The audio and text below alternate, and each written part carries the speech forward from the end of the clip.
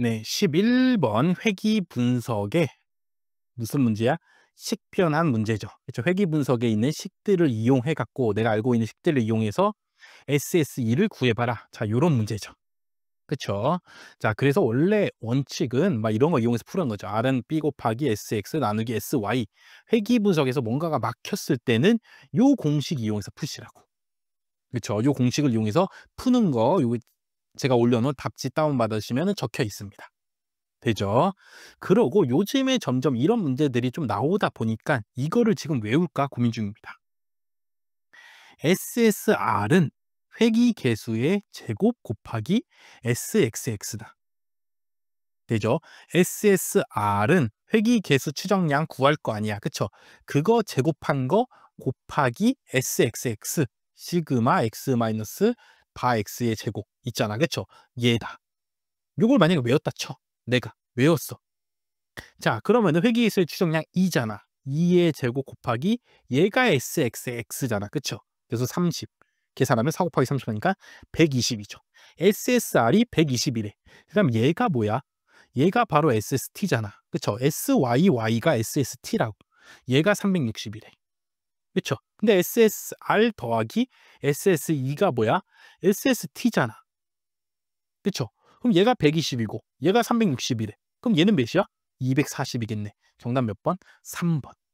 그쵸? 요거만 외우면은 좀 더 빨리 풀 수가 있잖아. 그쵸? 각종 SSR, SST, SSE 나오는 문제는 회귀계수 주고서 SSR, SST, 뭐 SSE 구해보세요라는 문제는 요 공식 이용하면은 조금 더 빨리 풀 수 있기 때문에 이 강의를 들으시는 분들은 어차피 요 문제가 뭐 내년에 또 나오겠냐? 라는 생각이 있지만 또 나올 수도 있잖아. 그렇기 때문에 요 공식 정도만 하나만 더 외워주셔라.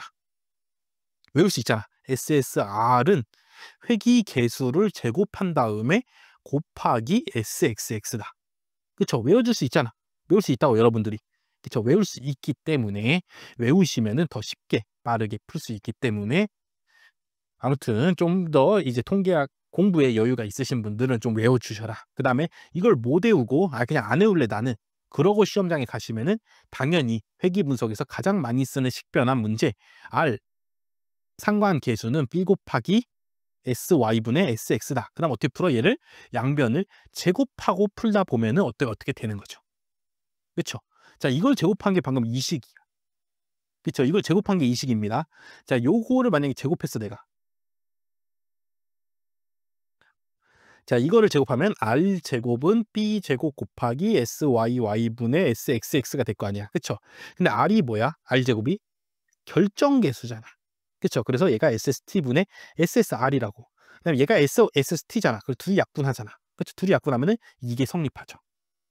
그렇죠? 그래서 이거를 한 번 더 제곱하는 그런 수고를 좀 덜기 위해서 바로 요렇게 외워주고 가면은 그래도 좀 더 빨리 풀 수 있지 않을까라는 생각에 새로운 이제 올해부터 새로 다시 강의를 찍을 건데 새로운 교재에는 제가 넣어놨습니다. 이걸 외우라고. 되죠? 근데 외우지 않더라도 SST 문제 풀어야 되는 거는 요 식변환 요 가장 유명한 식 적어주시고 얘 뭐 해줘? 제곱해주면은 그때 결정계수를 이용해서 SST 관련, SSR 관련 식이 나와주니까 그걸 이용해서 좀 풀면 되겠다. 자, 요렇게 뭐 물론 생각을 해서 푸셔도 되고 나 좀 더 공식 몇 개 더 외울 수 있어. 충분히 그런 여유가 있어. 하시는 분들은 얘도 같이 이 식도 같이 외워주셔라 라는 말씀 드리면서 11번 마치도록 하겠습니다. 네, 12번도 뭐야? 회귀분석 문제죠. 근데 무슨 회귀분석? 특수한 회귀분석이라고. 제 회귀분석 강의에 보면은 단원이 있어. 특수한 회귀분석 해갖고 절편이 없는 회귀분석. 그쵸? 원점을 지난 회귀분석이죠. 얘가. 원래 회귀분석은 뭘 추정해? 뭐를? Y 절편을 추정하잖아. 그쵸? 근데 내가 0이면 X가 0이면 무조건 Y가 0 된다는 사실을 원래 기존 상식으로 알고 있어. 돼 있죠? 그럼 Y절편이 굳이 숫자일 필요가 없는 거잖아. 0이면 되는 거잖아. 되죠? 그렇기 때문에 모형에서 뭘 제거해? Y절편을 제거하고 모형을 만들 수가 있습니다. 그래서 요 기울기가 어느 정도 되는지만 내가 관심이 있는 거야. 되죠? 그런 회귀 분석이 있다고. 자, 그때에 뭘 구해?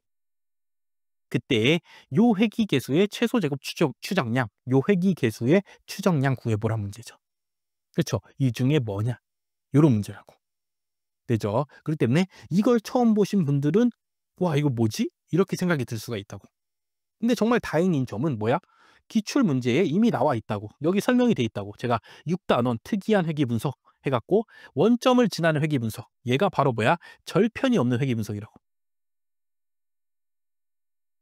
얘의 회귀 개수 추정량은 어떻게 구해? 그냥 요렇게 구한다고. 원래 회귀 개수 추정량은 어떻게 구해?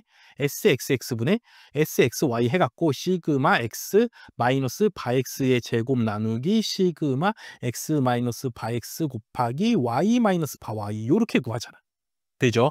근데 원점을 지나는 회귀 분석일 경우에는 요 표본 평균 부분이 다 뭐해져? 없어지면 된다고. 그래서 시그마 X 제곱분의 시그마 XY 요렇게 구해주면 된다. 그렇죠? 이 개념 설명 있어.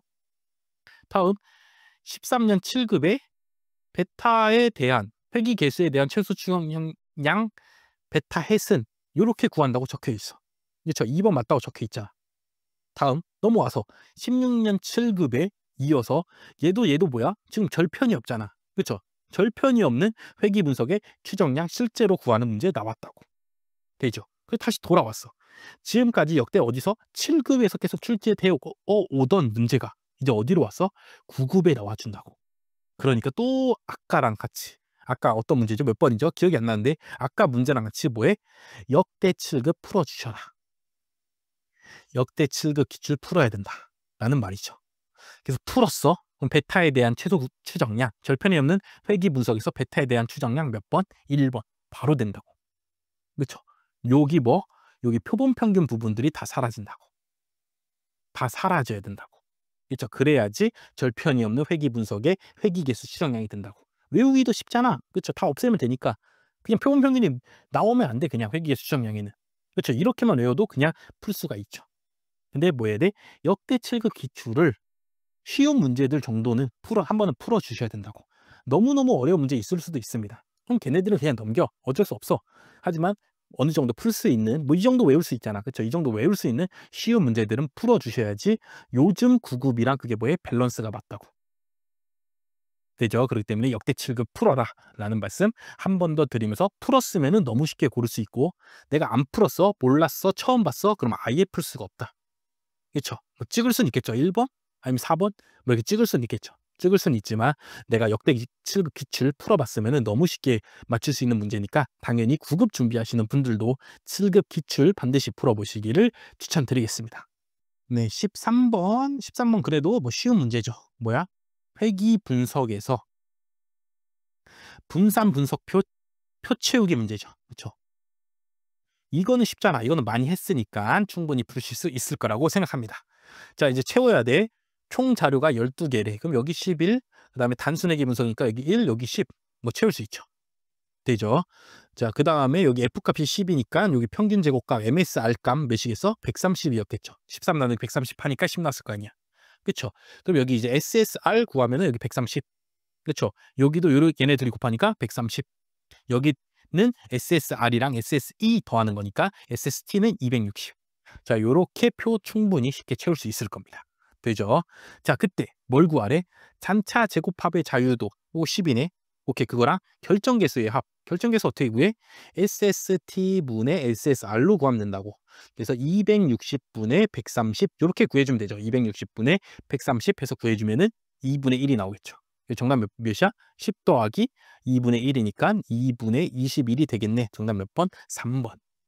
어때? 이런 거 쉬운 문제죠. 그렇죠? 그렇기 때문에 이런 문제는 어떻게 해야 돼? 최대한 빨리 실수 없이 풀어야 된다. 가장 중요한 게.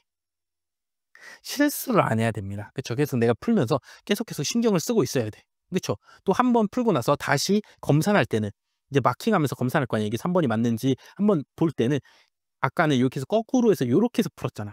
그렇죠? 이번에는 그냥 이 표가 채워진 상태에서 봐봐. 다 맞는가?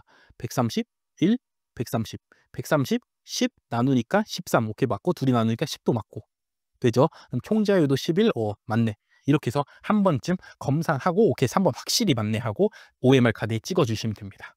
그렇죠? 자, 요런 문제는 실수를 안 하는 게 중요하다. 자, 요런 말씀 드리면서 마치도록 하겠습니다. 네, 14번 어떤 문제야? 확률 문제죠. 정통적인 문장으로 돼 있는 확률 문제다. 자, 그럼 이런 문제는 뭐가 제일 중요해? 이 문제를 이해하는 게 제일 중요합니다. 이 문제가 지금 어떤 상황인가가 내가 머릿속에 떠올라야 돼. 그쵸? 자, 이런 상황이야. 읽어볼게. 주사위 한 개를 던졌어. 그럼 눈이 나와. 눈의 수를 n이라 하자. 그럼 n은 뭐해? 1부터 6까지 나오겠네. 되죠? 주사위를 던져서 나온 눈의 수니까 1부터 6까지 나올 거 아니야? 나왔어. 그럼 1부터 n까지의 자연수가 하나씩 적힌 공 n개를 1부터 n까지 적혀 있으니까 공이 총 n개일 거 아니야. 만약에 예를 들어 4가 나왔다 쳐봐. 그럼 공이 1부터 4가 적힌 공 총 4개를 되죠? 그거를 주머니에 넣었어. 여기 주머니 안에 이렇게 넣었대. 1, 2, 3, 4 이렇게 주머니에 넣은 거야. 되죠? 그 다음에 거기서 임의로 한 개를 슉 뽑아. 그쵸? 그랬더니 그 공이 4가 나올 확률은 요런 문제죠. 자, 제가 한 줄 한 줄씩 읽으면서 그림도 그리면서 예시도 보여주니까 이해가 되잖아. 그쵸? 이런 식으로 내가 이 문제가 처음 읽었을 때 이해가 잘 안 된다 그러면은 하나 예시를 들어보는 겁니다. 예를 들어 주사위 한 개 던져서 나온 눈의 수를 n이라 하자. 그럼 뭐 2가 나왔다 쳐봐. 오케이. 그럼 1부터 2까지 자인수가 적힌 공 2개. 아, 10, 20 있구나. 걔를 주머니에 넣으래. 오케이, 넣었어. 좋아. 자, 그다음에 여기서 한 개를 뽑아. 슝 하고 나와. 그런데 거기에 4가 띵 이렇게 나올 확률은 요걸 구하라는 문제죠. 그쵸? 자, 이렇게 듣고 나니까 충분히 문제가 이해되더라. 자, 요런 말이고. 자, 뽑힌 공이 뭐가 나와야 돼? 4가 나와야 되잖아. 그러면 요 경우는 다 안 되는구나. 또 생각해야죠. 그쵸? 1이 나오거나 2가 나오거나 3이 나오면은 공을 1번부터 3번까지밖에 안 넣잖아. 그럼 4번 공은 뭐해? 절대 못 나오죠, 이 경우에는. 그쵸? 이 경우에는 절대 못 나온다고. 이 아래 경우 4, 5, 6일 때만 4번 공을 집어넣으니까 그나마 뽑았을 때 뭐가 나와? 4번 공이 나올 수가 있는 거죠. 그쵸? 그래서 4가 나와서 4번 공이 나올 수도 있고 주사위가 5가 나와서 4번 공이 나올 수도 있고 주사위가 6이 나와서 4번 공이 나올 수도 있다고. 그럼 그때마다 각각의 확률들을 뭐해? 다 구한 다음에 다 뭐 해주면 돼? 더해주면 되겠죠. 그쵸? 그럼 구해볼게. 자, 주사위를 던졌는데 4가 나올 확률 6분의 1이죠. 곱하기 연속적으로 이어서 하잖아. 그쵸? 공을 4개 집어넣었어. 그 중에서 4가 슉 나올 확률 4분의 1이죠. 그래서 24분의 1이라고. 그쵸? 자, 이번에는 주사위가 5가 나왔어. 5가 나올 확률 6분의 1이죠. 똑같이. 그럼 공을 몇 개 넣어? 이제 1부터 5까지 5개를 넣었을 거 아니야. 그 중에서 뿅 뽑았는데 4가 나올 확률 5분의 1이죠. 30분의 1. 밑에도 똑같이 해보면 6분의 1 곱하기 6개 넣는데 4가 나와야 되니까 36분의 1이 되고 이거를 다 뭐 해주면 돼? 더해주면 된다고. 되죠? 이렇게 해서 다 더하면은 정답이 2번이 된답니다. 그쵸? 다 360으로 뭐해? 통분하고 계산해주면 되죠. 그쵸? 그래서 계산은 뭐 여러분들이 해보시면 되고 결론 뭐해? 이런 확률 문제, 문장형 문제. 문장으로 어떤 상황이 막 구구절절이 막 적혀 있어. 돼 있죠? 그런 문제들은 뭐 해야 돼? 문제를 내가 이해할 수 있어야 된다. 근데 내가 아무리 읽어도 이해가 안 돼, 이 문제가. 그럼 그냥 넘기라고. 풀지 말라고. 그쵸? 이거 한 문제 얘 틀렸다고 해서 시험 떨어지지 않습니다. 그쵸? 얘 그냥 안 풀고 딴 거 더 완벽하게 잘 풀면 된다고. 그렇기 때문에 내가 시험장에서 이런 거 보면은 지금 이런 상황 말고도 이제 별의별 상황들의 문제가 나올 거 아니야. 그쵸? 한 번 읽어보고 두 번째 읽어봤을 때 이해가 됐다. 무슨 상황인지. 그런 문제 풀러 들어가시고 두 번 읽어봤는데도 내가 두 번 읽어봤는데도 지금 이 상황이 도저히 무슨 상황인지 이해가 안 된다. 어떻게 뽑는다는 건지 이해가 안 된다. 그럼 그냥 풀지 말라고. 되죠? 풀지 말고 다른 문제에 더 집중하셔라. 자, 요런 말씀을 드리겠습니다. 물론 지금 합격컷 몇 점인지 모르지만 통계학 굳이 100점 맞을 필요 없습니다. 굳이 100점 안 맞아도 합격할 수 있다고. 되죠? 한 80점 또는 뭐 한 75점, 뭐 70점 이렇게 받아도 다른 과목 잘 봤으면 충분히 합격할 수가 있습니다. 되죠? 그럼 80점이면 4개, 70점이면 6개 정도 시험에서 뭐에 좀 제끼더라도 합격할 수 있다고.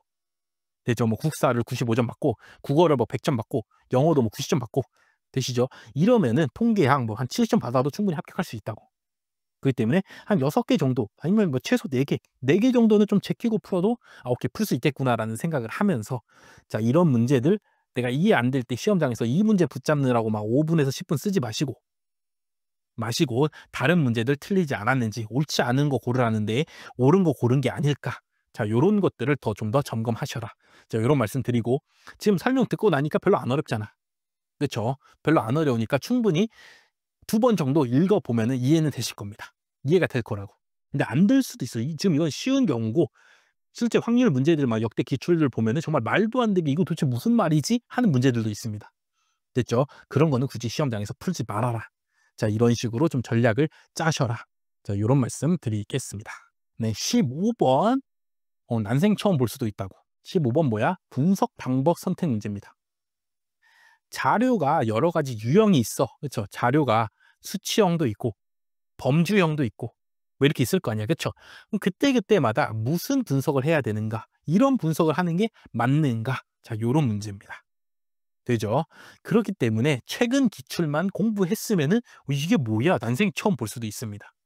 그러고 시험장에서 이걸 처음 보더라도 지금까지 내가 배운 걸 토대로 이런 경우에는 이거 T 검정할 수 있나? 독립성 검정할 수 있나?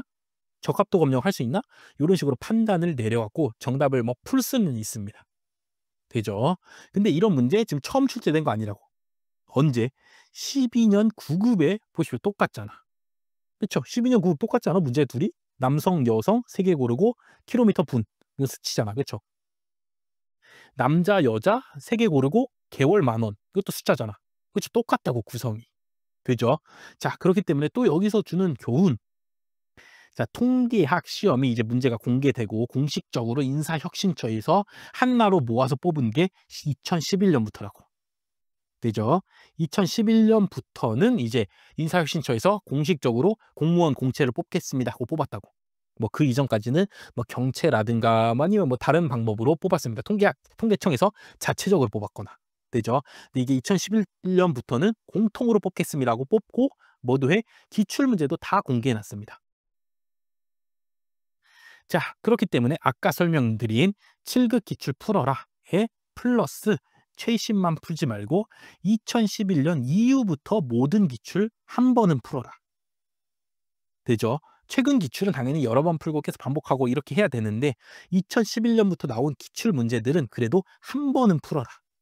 그쵸? 뭐 얘네들 뭐 계속 얘네들 붙잡고 2011년 거 막 공부하라는 말이 아닙니다. 그래도 한 번은 풀어봐야지 옛날에는 이런 유형의 문제도 있었구나. 그래야지 시험장에서 요 문제를 맞닥뜨렸을 때 이거 옛날에 봤던 문제 같은데 하고 당황은 안 한다고. 이런 문제 옛날에도 있었지라고 하면서 좀 친근하게 접근할 수가 있을 거라고. 그러니 2011년 이후 문제들도 좀 풀어주시길, 시간적 여유를 갖고 풀어주시기를 추천드리겠습니다. 자, 풀어볼게 이제 문제를. 자, 어쨌든 뭐 1,500 뽑아서 막 이렇게 조사했어, 여러 가지를. 그쵸? 성별은 2가지밖에 없고 교통수단은 3가지가 있고 출근거리, 소요시간 뭐 이렇게 있대. 되죠? 자, 밑에 4번부터 풀어볼게. 교통수단이 대중교통, 자가용, 기타인 비율이 6대 3대 1 이런 분포를 따르는지를 검증하고 싶어. 그렇죠? 그럼 대중교통 타는 사람 뭐 70명, 자가용 타는 사람 30명, 기타 10명 뭐 이런 식으로 나올 거 아니야. 그렇죠? 이걸 이용해서 6대 3대 1 분포를 따르는지 알고 싶다고. 그럼 그때에 이거는 뭐야? 관측도 쓰고 그때에 뭐해? 기대도 수들을 구해서 뭐 할 수 있어? 카이 제곱 검증할 수 있죠. 그렇죠? 그리고 이렇게 범주가 하나만 있어. 대중교통수단 이렇게 하나만 있어, 범주가. 그렇죠? 그걸 무슨 검정이라 그래? 카이 제곱 적합도 검정이라 하죠. 그렇기 때문에 4번 맞죠. 되죠? 자, 다음에 3번. 출근 거리와 소요 시간. 출근 거리도 킬로미터고 소요 시간도 분이잖아. 그렇죠? 그럼 얘도 숫자고 얘도 숫자일 거 아니야. 그렇죠? 둘이 선형 관계가 있는가? 그죠? 출근 시간과 출근 거리와 걸리는 출근하는 시간이 서로 무슨 선형 관계, 어떤 상관관계가 있는가를 알아보기 위해서 분석을 한대. 그쵸? 그럼 우리가 배운 분석 방법 무슨 분석을 하면 돼? 회귀 분석을 하면 됩니다. 되죠? 근데 이 회귀 분석은 그래도 X랑 Y 갖고 분석하는 건데 그래도 X가 뭐야 돼? 원인이고 Y는 뭐야 돼? 결론이어야 돼. 그렇죠? 이렇게 순서가 있어. 근데 잘 봐, 지금 출근 거리랑 소요 시간은 어때? 거리가 길면은 소요 시간 많이 걸리겠지, 당연히. 그쵸? 그다음에 시간이 많이 걸리는 이유를 봤더니 뭐 거리가 길었다. 어쨌든 뭐 어떤 게 거리가 원인인 것 같긴 한데 어쨌든 원인과 결과가 좀 애매모호해. 그쵸? 이런 경우에는 회귀 분석보다 먼저 상관 계수로 갖고 분석할 수 있다고. 걔를 뭐라 그러냐면 상관 분석이라고 합니다. 그쵸? 상관계수가 0이냐 아니냐를 분석할 수가 있다고. 그쵸? 이게 단순 회귀 분석일 때는 단순회귀 분석일 때는 요 상관 분석이나 단순회귀 분석이나 둘이 같습니다. 그쵸? 상관계수가 0이냐나 회귀 개수가 0이냐냐 어차피 둘 다 뭐해? 선형관계가 있냐 없냐를 분석하는 거기 때문에 단순회귀 분석일 때는 둘이 같다고. 그쵸? 근데 대신에 회귀 분석은 뭐해? 독립변수가 여러 개여도 할 수 있잖아. 근데 상관계수는 딱 뭐해? 변수가 딱 2개 있을 때만 할 수 있어. x랑 y 이렇게 2개가 있을 때만 할 수 있다고. 상관분석은. 되시죠? 그래서 이번 기회에 상관분석 어떻게 하는지는 몰라도 돼. 어떻게 하는지 몰라도 돼. 근데 상관분석이란 것도 있다라는 거를 이번 기회에 알아주시면 되겠습니다. 되죠? 다음에 2번. 성별과 교통수단이 관련이 있는지. 그렇죠? 성별이 2종류가 있고 교통수단이 뭐해? 3종류가 있으니까 얘를 갖고 뭘 만들겠어? 분할표 만들 거 아니야. 성별과 교통수단 해갖고 남자, 여자, 그다음에 대중교통, 자가용, 기타 타는 사람들을 여기다 막 이게 조사할 거 아니야. 이렇게. 그렇죠? 이렇게 뭐 조사했다고 쳐. 되시죠? 이렇게 조사한 다음에 이거 분할표로 만들어서 각각 뭐해? 기대도수들 구해갖고 이제 무슨 검정을 해? 카이제곱 검정할 거 아니야. 그렇죠? 근데 얘는 뭐야? 분할표잖아. 그렇죠? 범주가 몇 개? 2개인 분할표라고. 자, 이때 무슨 검정이라 그래? 카이제곱 독립성 검정 또는 동질성 검정이라 하죠. 되죠? 근데 독립성이나 동질성이나 잘 뭐 한다고? 어차피 검정하는 게 비슷하고 똑같으니까 잘 구분은 하지 않는다고. 되죠? 근데 관련이 있는지는 독립성 검정이죠. 동질성 검정은 남자의 분포랑 여자의 분포가 같냐를 검정하는 게 동질성 검정이고. 되죠? 되죠? 그다음에 성별과 교통수단이 관련 있느냐, 독립이냐, 종속이냐를 보는 거는 뭐야? 독립성 검증이 조금 더 말이 맞긴 하다고. 되죠? 근데 여기 문제 이렇게 하고 동질성 검정이라고 적혀 있더라도 맞습니다. 어차피 둘이 같은 검정이니까. 되죠? 어쨌든 성별도 뭐에 범주형 변수고. 교통수단도 뭐야? 범주형 변수니까 범주형 변수 갖고 하는 분석이 뭐야? 카이제곱 검정이라고. 되시죠? 이걸 반드시 알아줘야 된다고. 그럼 정답 몇 번이야? 1번이죠. 나머지가 다 맞는 말이니까. 자, 1번 설명드리겠습니다. 자, 1번. 교통수단에 따라 소요시간의 차이가 있느냐? 대중교통 타고 오면은 걸리는 시간 있을 거 아니야. 그쵸? 이때 걸리는 시간 뭐 3시간. 자가용 타면은 뭐 2시간. 기타 타면은 뭐 30분. 뭐 비행기 타고 오나 봐. 이렇게 뭐 30분 이렇게 걸리는 시간들이 있을 거 아니야. 그쵸? 그래서 얘네들끼리 차이가 있는지. 되죠? 대중교통 타면은 나오는 값의 평균이 있을 거고 자가용 타면 걸리는 시간의 평균, 기타 타면은 걸리는 시간의 평균이 같은지를 검증하고 싶어. 되죠? 그룹이 몇 개야? 3개잖아. 이 3개 그룹의 요 평균을 비교한다고. 되죠? 이게 무슨 검정이야? 분산 분석이죠. 여러 그룹의 평균을 비교하는 검정이 뭐야? 분산 분석이라고. 그렇죠? 근데 3개 그룹이야. 근데 어떻게 T 검정으로 해? 그쵸. 그룹 수가 많은데. 그리고 여기 보면 뭐라 적혀 있어? 1표본 T 검정이잖아. 그쵸. 1표본 T 검정은 뭐 하는 거냐면 모평균 검정하는 겁니다. 되죠? 우리가 모평균 A, B 2그룹이 있어서 얘네들 차이가 있는지 없는지 검정하는 거 뭐라 그래? 독립 T 검정이나 그쵸. 뭐라 그래? 대응 T 검정이라 하잖아. 그렇죠. 근데 T 검정이 더 뭐 이거보다 더 그전에 뭐가 나와? 모평균이 10이냐 10이 아니냐 검정도 하잖아. T 검정일. 이때 하는 검정이 뭐야? 1표본 T 검정이라고. 되죠. 그렇기 때문에 얘는 평균 하나 갖고 비교하는 거기 때문에 지금은 3개의 그룹의 평균을 비교하는 거기 때문에 무슨 검정해야 돼? 분산 분석해 줘야 된다고. 되죠. 2개의 그룹인 경우에는 독립 T 검정, 대응 T 검정이 되고 1개의 그룹인 경우에는 1표본 T 검정이 된다고. 되죠. 그렇기 때문에 정답 몇 번? 1번이죠. 1표본 T 검정으로 할 수 없다. 자, 넘어가서 12년 7급도 이때도 보시면은 성별에 따라 근무월 수의 차이가 있는가? 남자의 근무월 수 뭐 3개월, 여자의 근무월 수 뭐 10개월 이렇게 있을 거 아니야. 그쵸? 얘네 둘이 차이가 있냐 없냐를 검정하는 거잖아. 그쵸? 뭘로 하래? 독립 T 검정으로 하라 그랬잖아. 그쵸? 이때도 약간 문제가 이 2그룹끼리 차이가 있냐 없냐를 묻는 애가 정답이었어. 이때도 1번이 정답이었어. 요때도 이제 2025년으로 넘어왔어도 몇 번이 정답? 1번이 정답이더라.